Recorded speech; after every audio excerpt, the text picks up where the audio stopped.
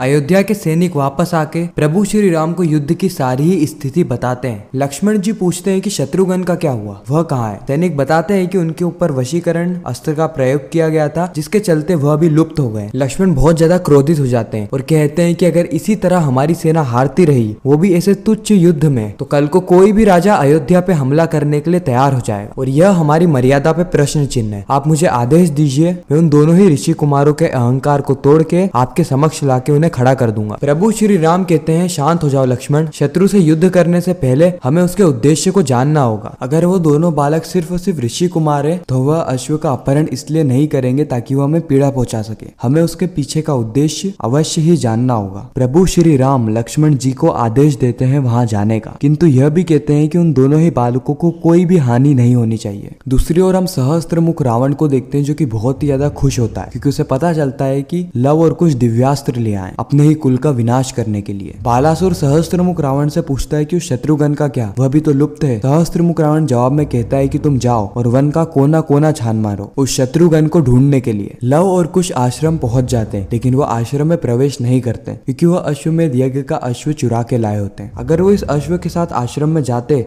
तो उन्हें सारी चीजें बतानी पड़ती कि उन्होंने अश्व को चुराया है, साथ ही उन्होंने मधुरी के राजा शत्रुघ्न से युद्ध भी करा है। कुछ यहाँ पे दिमाग लगाता है और उस माला के 2 टुकड़े कर देता है, यानी एक माला से 2 माला बना देता है, जिससे कि लव और कुश दोनों ही अदृश्य हो जाते हैं। हालांकि लव उस माला को पहनने से मना कर देता है और कहता है कि जितनी इच्छा हमें हमारी माता से मिलने की है, उतनी ही माता को हमसे। अगर हम अदृश्य हो जाएंगे तो उनकी भावनाओं का क्या होगा। इसीलिए कुश उस अश्व को दूसरी माला पहना देता है, जिससे कि वह अश्व अदृश्य हो जाता है, जिससे कि इनकी सारी समस्या खत्म हो जाती है। इस ओर हम हनुमान जी को देखते हैं, जो कि वन के अंदर अश्व को साथ ही राजा शत्रुघ्न को ढूंढ रहे होते हैं। वो देखते हैं कि उन्हें आसमान से ही अश्व के पांव के निशान दिखते हैं, लेकिन वह अचंभित हो जाते हैं क्योंकि उन्होंने अभी तक किसी अश्व को नहीं देखा। वो जमीन पे उतरते हैं और वहां पे उन बालकों के पांव के निशान भी देखते हैं, जो कि थे ऋषि कुमारों के। लव और कुश यह माला गुरु माँ को दे देते हैं और इस माला को उन्हें वापिस से यशराज कुबेर को लौटानी भी है पूजा के बाद। फिर लव और कुश अपनी माता से मिलने के लिए ऋषि भारद्वाज के पास चले जाते हैं। इस ओर भरत श्री राम से कहते हैं, भैया आपके कंधों पे पूरा ही साम्राज्य है, आपको कदापि भविष्य की चिंता नहीं होती।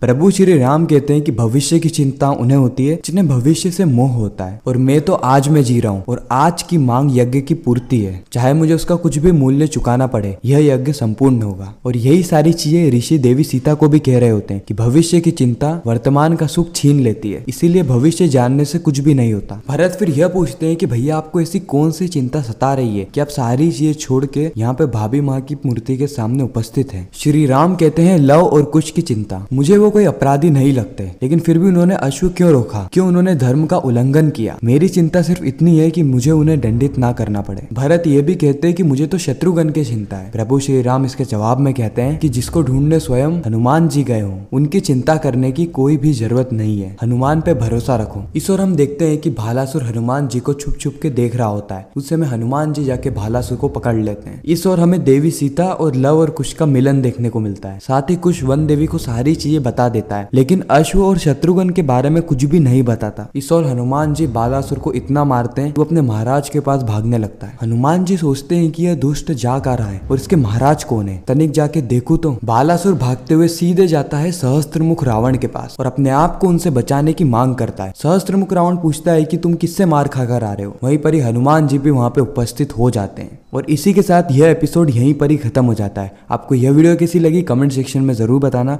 अगर वीडियो अच्छी लगी तो वीडियो को लाइक कर देना, चैनल को सब्सक्राइब करके ज्यादा से ज्यादा लोगों की वीडियो शेयर करना ताकि हमारी फिर से मुलाकात हो।